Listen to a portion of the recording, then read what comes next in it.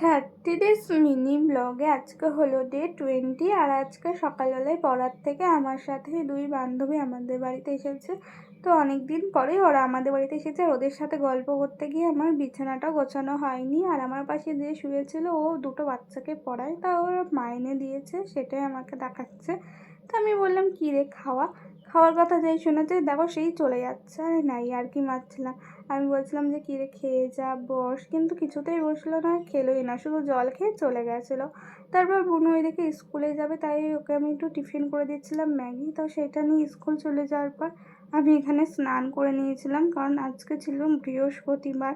হ্যাঁ, বৃহস্পতিবার তো পুজো দিতে প্রচণ্ড সময় লাগে। তো ফার্স্টে আমি মহাদেবকে স্নান করিয়ে ফুলগুলো ধুয়ে নিচ্ছিলাম। আর তখন দেখলাম আমার ছোট্ট মহাদেবের জন্য কত বড় বেলপাতা। তো সে যাই হোক, তার এখানে আমি লেবু কেটে নিচ্ছিলাম, কারণ ঘরে দেখলাম লেবু আছে, লেবুগুলো খুবই ভালো। এখানে বটিটা খুঁজেই পাচ্ছিলাম না, অনেকক্ষণ ধরে খোঁজাখুঁজি করলাম। তারপর হাতের কাছে দেখলাম একটা ছুরি ছিল, তো সেটা দিয়ে কেটে দিলাম।